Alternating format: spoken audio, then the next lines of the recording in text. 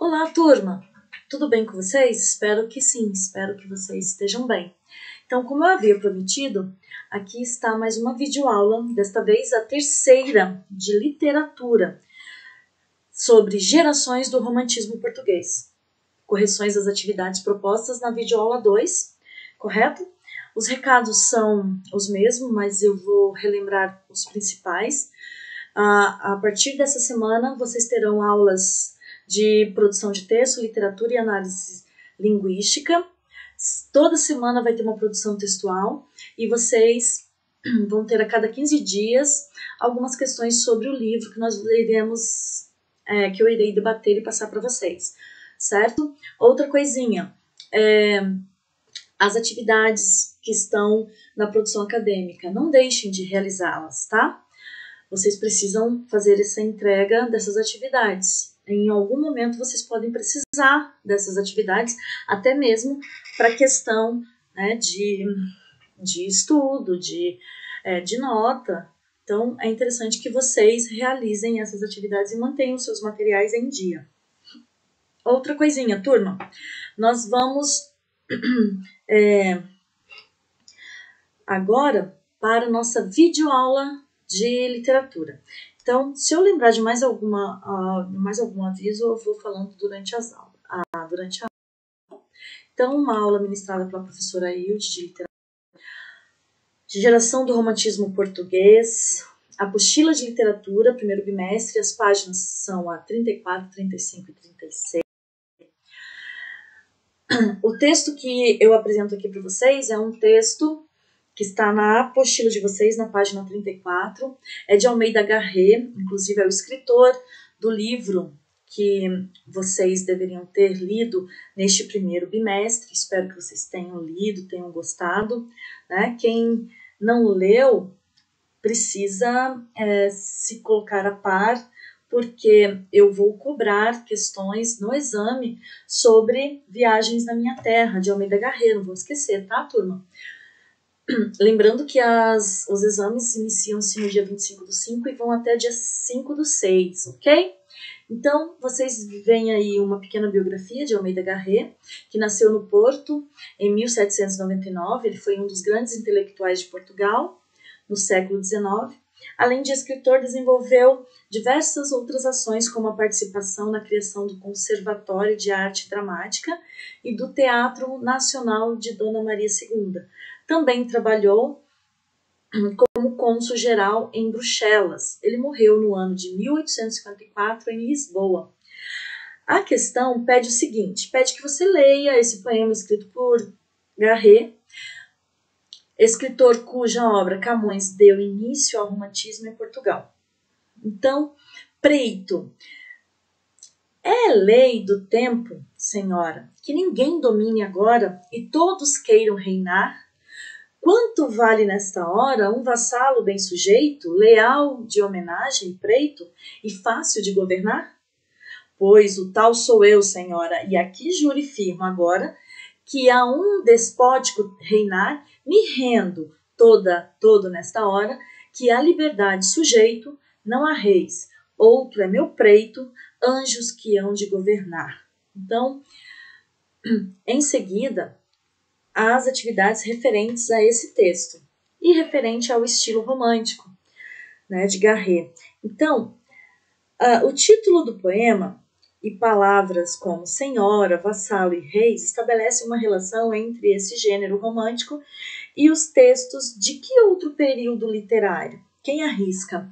Será que vocês ainda se recordam qual foi o estilo literário que tinha como, digamos assim, vocabulário, né, essas palavras?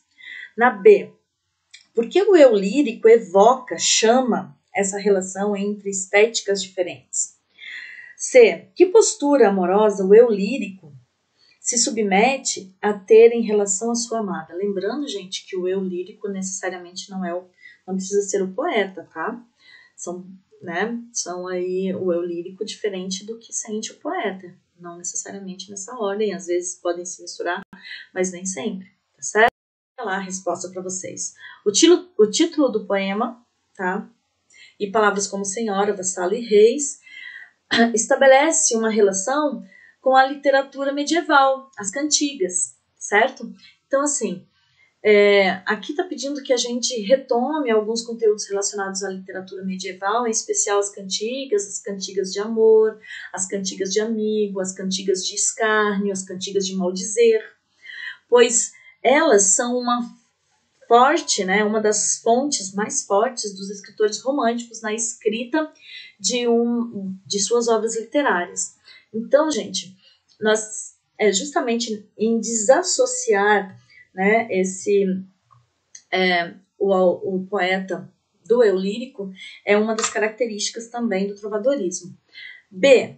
Por que o eu lírico evoca essa relação entre estéticas diferentes? Veja só, a recuperação, né, de elementos típicos da poesia medieval é uma característica do estilo romântico em Portugal, tá? Então diz ali, diz respeito ao resgate histórico levado a termos pelos românticos portugueses, como uma forma de afirmação de sua nacionalidade, já que a nação portuguesa surge durante a Idade Média. Então, toda a sua arquitetura, toda a sua grandiosidade dá-se início na Idade Média. C. Que postura amorosa o eu lírico se submete a ter em relação à sua amada? Olha, gente, ele se propõe a estabelecer com sua amada uma relação de vassalagem amorosa, característica do trovadorismo, tá? Deixando-se governar pelo seu amor. Lembrando também que no trovadorismo as mulheres elas eram colocadas no mais alto dos altares, porque a mulher era perfeita, ela era santa, ela era irretocável, certo? Então, vamos agora para a questão 2, que está na página 35 da apostila de vocês. Não, nós ainda temos a questão D, desculpe. O eu lírico faz uma crítica a seu tempo. Em que passagem essa crítica pode ser observada e qual o seu foco? Vejamos então.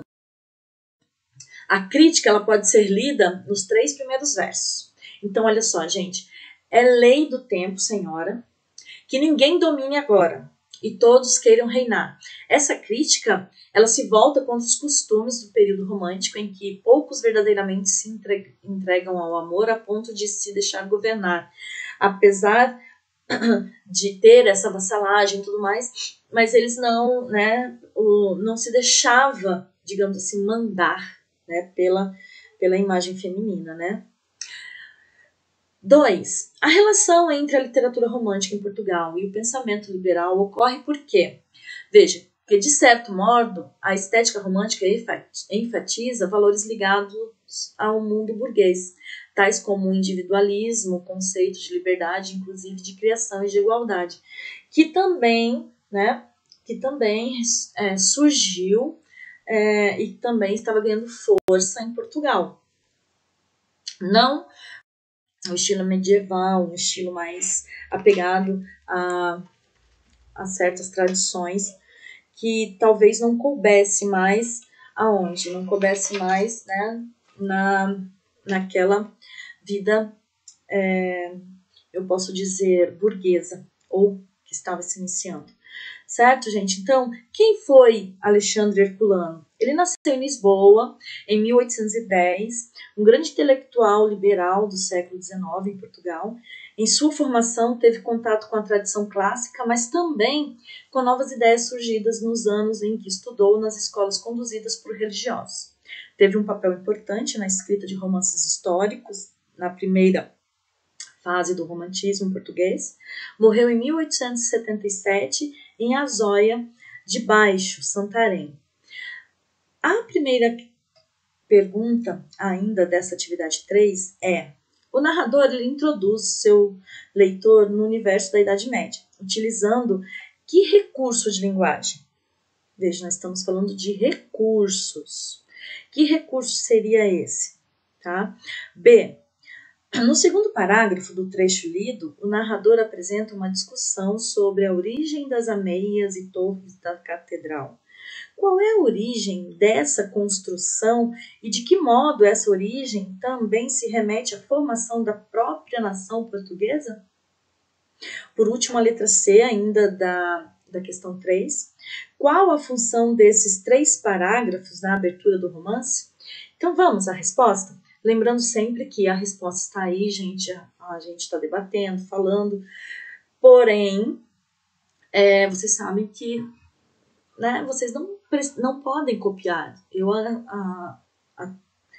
oriento que vocês leiam, que vocês entendam, parafraseiem, ou seja, escrevam o que vocês compreenderam, tá certo? Desde que não fuja ao contexto da questão. Então, vejamos. O narrador apresenta para o leitor o período em que a história será narrada por meio da descrição de construções antigas em ruínas. Gente, devemos ressaltar que essa é uma das características primordiais aí do romantismo em Portugal, tá? Principalmente aí nesse primeiro momento, tá? Nessa primeira geração. Um período histórico em que esses restos arquitetônicos estavam em seu esplendor.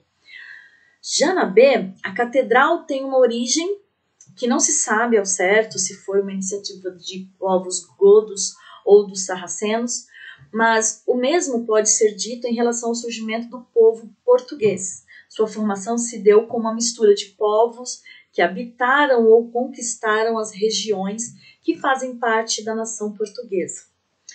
Que essa parte também é muito importante na formação, né, da língua, e daí da origem, da mistura do latim com o português. Bom, mas isso aí é questão para a evolução da língua, né? Então, veja só como as coisas, né, se entrelaçam. C. Qual a função desses 3 parágrafos na abertura do romance? Ora, gente, esses parágrafos, eles introduzem o leitor no contexto em que a história se deu. Mas qual é a função? Ali está dizendo que a função, portanto, é a de situar o leitor não no presente, em que a catedral é apenas um resto do que foi em todos os tempos, mas sim no passado em que se deram aqueles acontecimentos. Ou seja, nos momentos áureos, onde ela era, né, ela era imponente, né? Que ela era grandiosa no seu tamanho, na sua grandiosidade, na sua beleza, certo? Então, é na verdade aí uma fala feita com bastante saudade, não é verdade? Com muita saudade, tá certo? Então, gente, agora troquei aqui o texto, só um minutinho.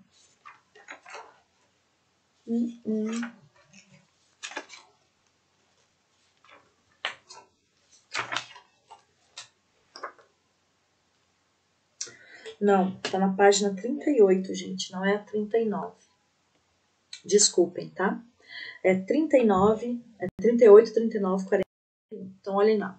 Leia um trecho do romance histórico de Alexandre Herculano intitulado O Bobo e responda às questões. Então, tem aqui um texto de Herculano, tá? Então, nós vamos direto para a correção, porque vocês já devem ter lido esse texto. Vou acelerar aqui um pouquinho, certo? E daí a questão é a seguinte: como o narrador define a sociedade da época na qual a narrativa acontece? Então, de novo aqui, o narrador aponta que a sociedade medieval era caracterizada pela torpeza, pela injustiça e crueldade. De um lado, alguns gozavam de privilégios e os crimes eram pouco condenados. Os mais pobres e indefesos que ocupavam as classes sociais menos favorecidas eram punidos, enquanto os poderosos eram poupados. Bom, isso me parece tão atual, né? Nós vemos aí que, né, certas verdades elas só se repetem na história, né? Então, é o quê? Na verdade, é um cenário socioeconômico e que perdura até os dias de hoje, na verdade. Letra B. No segundo parágrafo, como é feita a descrição do truão? Então, o truão, ele é tido como o bobo da corte. De certa forma, estava livre para criticar a sociedade do que ela apresentava de pior, visto que podia transitar pela escada do privilégio, vingando os não privilegiados e os submissos. Ele agia como um juiz e algoz, condenando os atos ruins e punindo com suas críticas os que abusavam de seu poder. No C, no último parágrafo, o narrador destaca 2 papéis desempenhados pelo Bobo. Quais são eles? Então, era um papel teatral e o outro social. O papel teatral era aquele em que ele atuava e o social em que era o indivíduo comum que tinha, né, também, digamos assim, uma forma de desacreditar, né, no que estava surgindo, como se não acreditasse e quisesse buscar os seus direitos, afinal de contas, é um indivíduo, é um cidadão, né? Então, ele passa, né, ele atua dessas 2 formas. Agora, sim, vem o texto, que é um trecho do livro Viagens da Minha Terra, de Almeida Garrett, e que está, gente, lá na página, deixa eu ver aqui, na página 39, agora sim, na página 39, termina na página 40, e o exercício A diz assim: antes do início da narração propriamente dita, há um parágrafo que abre o capítulo. Qual é a função desse parágrafo? Então, veja. A função desse parágrafo serve de resumo. É uma introdução, é onde é antecipado os assuntos, onde coloca quem vai ler esse texto, né, coloca a par de todas as informações, né, que é necessária, tá, para situar o narrador, né, em um dado capítulo, informação. É como se fosse uma introdução, um momento assim de esclarecer fatos, assuntos, temas, certo? B. Com base na leitura do texto, marque a alternativa que classifica Viagens na Minha Terra, justifique sua resposta. Então, vejam só. É parecido com crônicas de viagem, relatando fatos interessantes sobre cada uma das localidades pelas quais o narrador passou. Sim, é. Mas vejam, eu gostaria de uma colocação um pouco mais aprofundada por parte de vocês, visto que vocês leram o livro.